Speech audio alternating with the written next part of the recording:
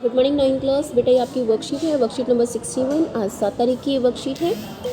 हम लोग भूगोल का चैप्टर जलवायु पढ़ रहे थे। जलवायु में हमने काफ़ी सारी चीज़ें पढ़ ली हैं। जलवायु मौसम में अंतर हमने पढ़ लिया है। जलवायु को प्रभावित करने वाले कारक पढ़ा है हम लोगों ने। कुछ टर्म्स समझी हैं, जैसे दक्षिणी दोलन समझा है, ITCZ समझा है, जेट धाराएँ हमने समझी हैं। अब आगे बढ़ते हैं मानसून का आगमन और मानसून की वापसी। मानसून कैसे आता है, कब आता है, कहाँ से आता है और उसकी वापसी।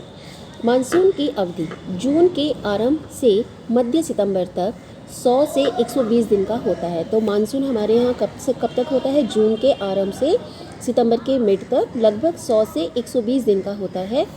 सामान्य बारिश अचानक बढ़ जाती है और कई दिनों तक लगातार जारी रहती है। इसे मानसून का फटना कहते हैं। जब बारिश नॉर्मल से बहुत ज़्यादा बढ़ जाती है और कई दिनों तक रहती है तो इसे हम मानसून का फटना कहते हैं और इसे मानसून पूर्व बौछारों से अलग किया जा सकता है। मानसून आमतौर पर जून के पहले सप्ताह तक भारतीय उपमहाद्वीप के दक्षिणी छोर से प्रवेश करती है। बाद में यह अरब सागर शाखा और बंगाल की खाड़ी शाखाओं में बंट जाती है। तो मतलब कहाँ से एंटर करता है? दक्षिणी छोर से, यहाँ से एंटर करता है और दो शाखाओं में बंट जाता है। एक चली जाती है आपकी अरब सागर की और दूसरी जाती है आपकी बंगाल की खाड़ी की तरफ। अरब सागर की शाखा लगभग 10 जून को लगभग 10 दिन बाद मुंबई पहुंचती है। बंगाल की खाड़ी की शाखा भी तेजी से आगे बढ़ती है और जून के पहले सप्ताह असम में पहुंच जाती है। ऊंचे पर्वतों के कारण मानसूनी हवाएं गंगा के मैदान की ओर मुड़ जाती हैं।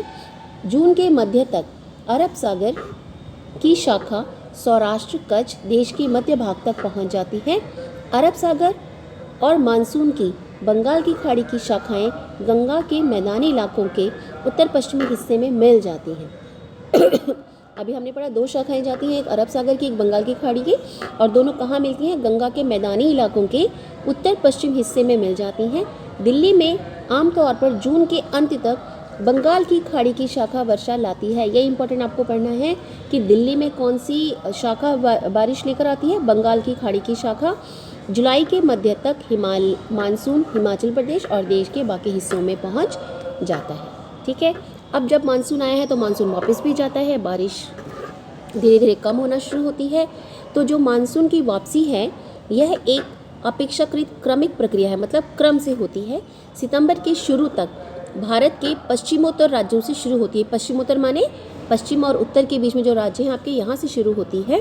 मध्य अक्टूबर तक यह प्रायद्वीप के उत्तरी भाग से पूरी तरह पीछे हट जाती है। मतलब ये प्रायद्वीप का उत्तरी भाग है, यहाँ से हट जाती है। प्रायद्वीप के दक्षिणी आधे हिस्से से वापसी काफ़ी तेज़ी से होती है। 1 दिसंबर की शुरुआत तक देश के बाकी हिस्सों से मानसून वापस चला जाता है।